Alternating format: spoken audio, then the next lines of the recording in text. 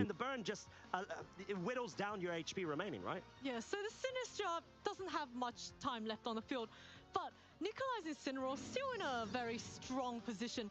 It does mean that the Ribombi, because it's got its focus sash intact, it does get a turn to move, and it can help chip away at Nikolai's Incineroar with that Moonblast. So I think at this point, we're going to see a lot of, slow damage being dealt out as we see which trainer has the bulkier Pokemon on the field. Yeah, there could be a case where Thomas actually opts to go for the double protect here because there's not much to lose. Because this may well be the turn where we see Nikolai go on the offensive with the Sinistra and maybe just force down a scenario of an end game. Focus Sash has now been, activated from the Ribombi, and there it is. Matcha Gotcha will connect with both of the Pokemon, most importantly picking up the Ribombi, not allowing it to get any sort of damage dealt out, and a tiny bit of recovery back, but at this point, it's just going to be a face-off, essentially, between the two cats. Yes, well, Thomas's Incineroar, if it wants, it can go for the knockoff onto Sinistra to not get the recoil, so it does have to waste a few turns, but it actually goes for the Flare Blitz, so going to knock out the Sinistra, but in return, it will deal some recoil damage back to itself. So it still looks like quite an even match between these two Incineroars.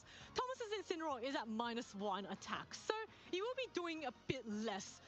But there's always critical hits, and True, you said it, I didn't. I'm not going to get the blame this time, but we're going to have to see how it does unfold. There are 2 turns of Trick Room remaining before it does expire and allows Nikolai's Incineroar to actually move second, if I'm not mistaken. I think Thomas's Incineroar has been moving for second every time under Trick Room conditions. I've seen that too, so it's likely that Thomas's Incineroar is slow. But actually, that was a speed tie. So Nikolai's Incineroar moves first this time. Wow, knocks off the Assault Vest and the Flare Blitz from Thomas.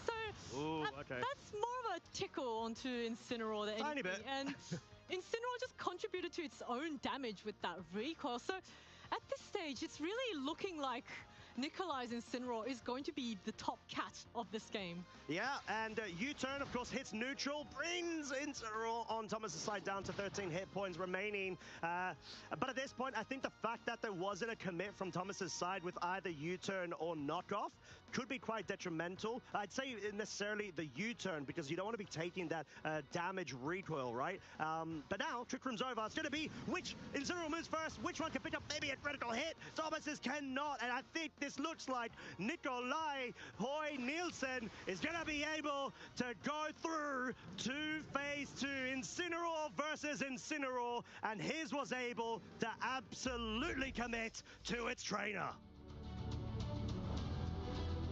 Well done, Nikolai, for advancing to phase 2 of the Frankfurt Regional Championships. A masterfully played 2 games.